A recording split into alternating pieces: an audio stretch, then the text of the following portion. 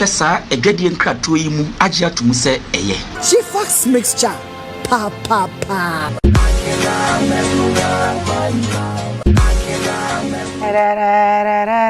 Yankopon shraw aw odo me dodo nso me do edofo what you are be efeni koku pause koku yare a waye no hukudi ewu a itimi kunipa ene yensaka ye nua fefe bi wa hase ya na wo ye nurse waba fidue mu ha so oni ye be share an experience na wo sua bibi efrim na wo hu de koku itimi ye enunti enkom ho enyum kodi nkom me papa nso wa ha Apostle Dan Papa Dan o ha Miss Shodi so o ha enzazo e was from pamocho mamu nyina akwa ba me papa pacho ho ye adum ma mo ho ye asore ma ho ye e busuafo ni nyina adum papa so bia ho ye so Yankopon shraw in fact me papa time dey won fa ni agro kra me frɛ no papa amfa afi me hu nyina woso within seconds na papa ba bedu na a live show it is a time no aka be 20 minutes na nipa ne maya na say aye bibie ho Yankopon shraw pa me da say yeah this shoddy akwaba yeah bibia fine superstar stars nyina ka echi ahon fedua na wotu ya ye kusukusu na wo de cha social media ko na eba says tobo bibia fine rap ni ho ye de nyame ase medofo ma menes ahon fedua boko die ofri himfa me febrekum ofri brekum ene wa ha me ache so says I have experience acho I think be 6 months in you ene ne Yankopon adom sunsum na tolso yenkwai sister free he would need the same all right medasi mpacho bi wa no kakra maye me pacho mate medasi mechia angel ahwefo nyina nso medi ankasa ye Angelina Asante ni mo ba dodo na frame Lady Angie Asante TikTok ni baby asa ne wo okay na me ko camera mu mame me free breakum me ko school kakra wa aka complex okay and me call painting me call Prince of Peace Girls POP kumase oh okay yeah me ko POP enti me wi POP ni so me ko nursing na your free school no Integrative College of Medical Sciences oh yeah na ewo ejuso enti ehonso na me ko nursing no but along the line no bibinti ema me bejaye ena me wonuanom mpanimfo 4 me na me last born mo 2 sisters me ma me wo sunwan me siblings na wo sunwan okay wo papa so tia me papa de aka baby oh okay ku say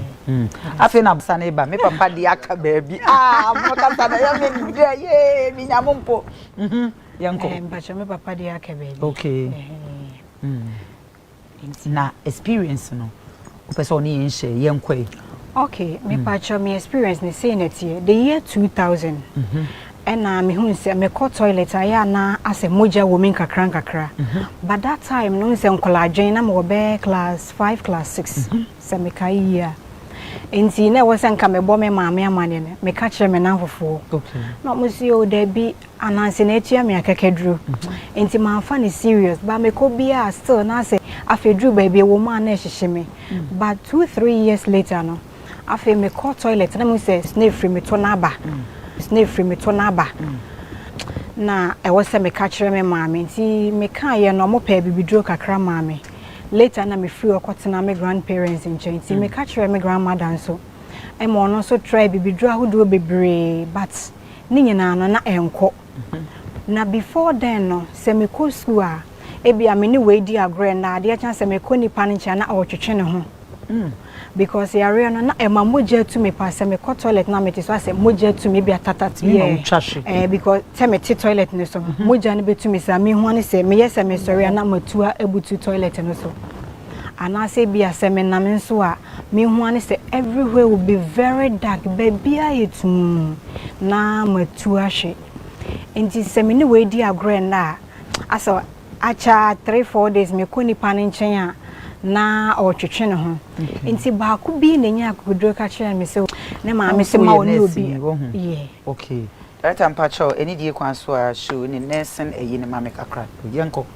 enti ba ku na nya akodro ka kire me so Angie me ma me se ma me ni obi o twa ni agro enti ye nyina ne mpese ni obi o twa bi ya ma me ba ebusan for Mr. Mo eni die kwan so a wo hu bibi o screen ni so a isansa ha ne yetumra na ya kyrasie na ye mpese e be kwa kofo obi ya de na betena so ase entro enunti se wo hu bibi o screen ni so na anko yi afa kye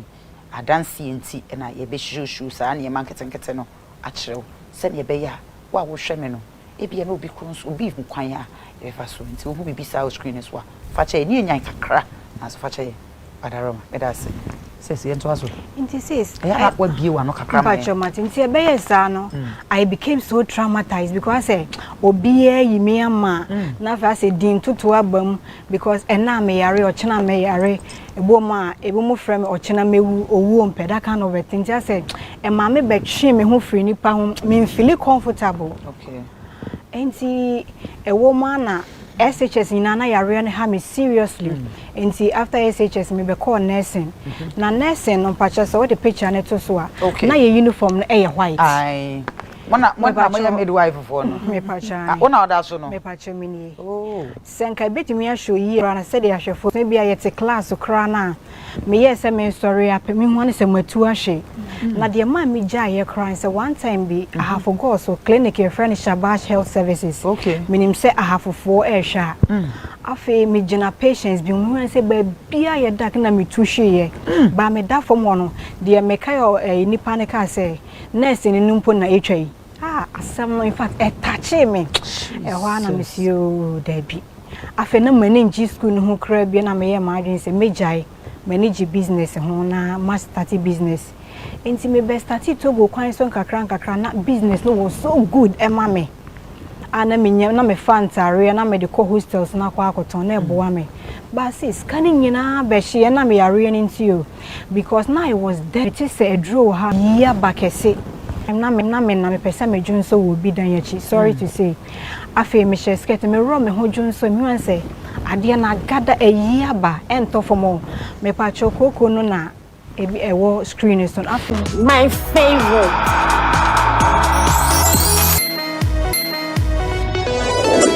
Jeffas mixture edro no dia ya mame no wini hu ideas na se obegim ye dia tutu America na kopewo die ene Ghana ye din Ghana ye hye sika mo ye din drop uti kura yo ya mbobom kura na ye ma show cute cat palo pabo e hye mi e kwadwo shoes palo enjozo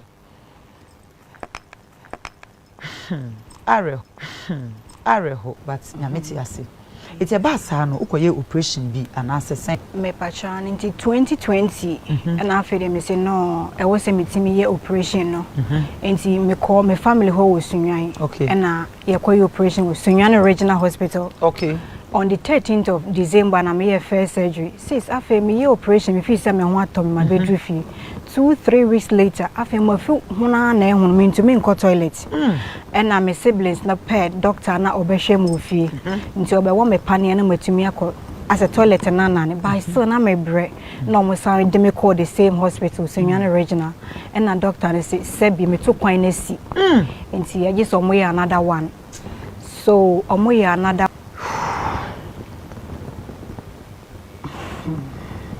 sis first one no crown na me feel say and second one was so painful second one aba me feel say no still minti me nko mo sign dem me I went for the third one hey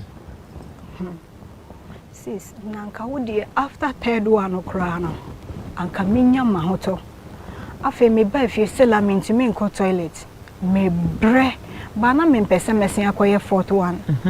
ena me kogogo ko check hwe nso a wo mpese obekọ toilet afa otu asa stomach bag na e de hye wo mfe me say the city here me are very young although say me keka ko 40 years but me to me you see saade no na e was say me bo Pampers because na that time say me ko toilet twice in a month every month be me ko toilet twice obekọ toilet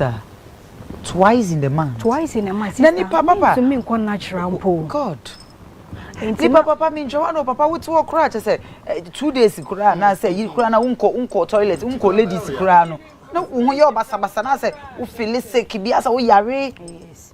Enti fani say 2 weeks no so na fe manu medro no na anane but time toilet on so dey enti say urine toilet on so dey enti say urine nti wuntumi nko ni pam ni ade nti sumi nko ni pam ni ade nti since that 2020 no I've been on Pampers so just of recent by August in nyame adom afede me ho ato me. It took about Pampers for how many years? 4 years. Since 2020 I've been on Pampers to 2024. 4 years.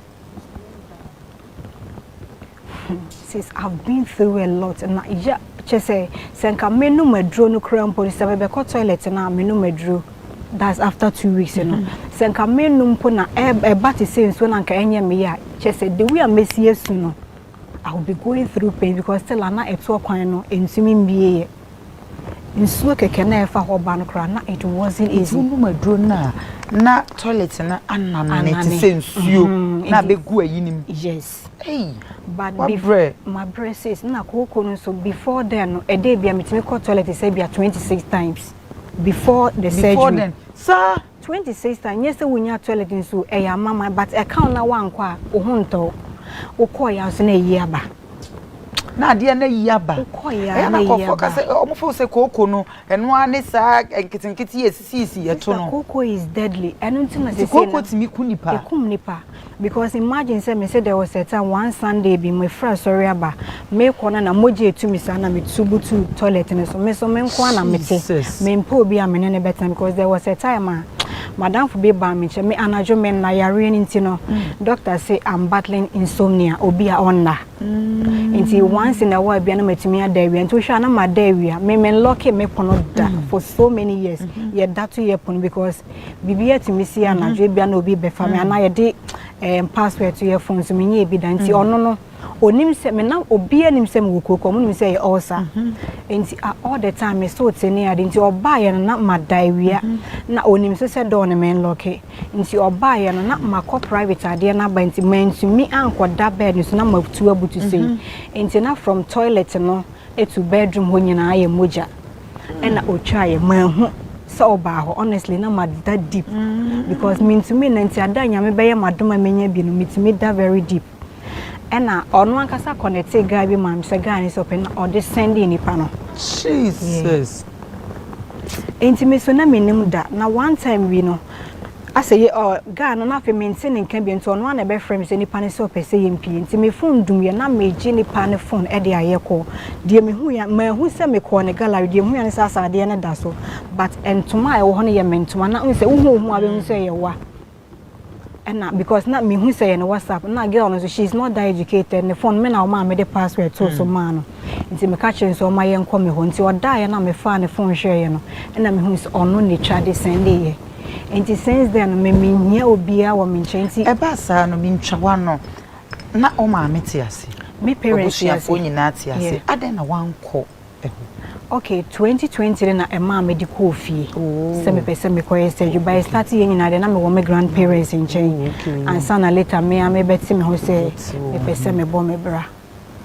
Enti sister said the American afedie me da Sunday no me da Sunday na to I think it's Tuesday and sana me neighbor me hoso. Afe bedru baby na me ntimi ntondro no me ton me dem wo bibia enkonwa TV fridge enti na me hwe say ya rent edru anwumre na me koto nkwala mat na awko musku a ya tro so ABC de ni ade enti na me hwe say nu bi na edru anwumre na me fadi se ho a sister me dear reho I'm going through a lot and internet they say me person me bab wanting to educate Ghanaians say abrabum to say me ba erofo show screen anim number na me shatare kokokokoko na me da ho no kokko no fresa number ne so fa wadwen kirebra number ba ko no so last number 47 no die WhatsApp nko a fa wadwen kire nyina so fa so fa bre say abrabum at saying experience at saying sister dear na wo fam She said is all those in Yamiadum. She said, me want to me toilet normal, me more pampers for about 4 or 5 months in Yamiadum, me want to me. Ubine saw yare. Me pachine, and I'm Dr. Bisuna, Mitiminia Ayarisa. She said, dear, me more pampers be ma. 4 or 5 months. Yes. Young funny say, since September, right? So now, dear, Yamia Dum, doctor no. It's me asaw yare. Ida nyanko panse. They say we need to me enyi ma me pacho dey be enyi ma bi na me ko toilet nso no ma me nya pains no. But just no obi ama go through surgeries ne se bia bia me to kwan ntimi me ye normal bi. Say. And I says I am not dear. I'm going through a lot of all the time. Suicidal thought me too much because Valentine's Day say me why ya na adwene ba nse be show so kun because nyame adome ho ato but me bisa say where do I start from? Say me be ye den me da to niam ya maton biem edidie mu niam mu nse ya na adwendwene ye bebre nti say basa pe na mapie me do for pa cho friend na for wadwenkyere ebra Freya Sisia for wadwenkyere ebra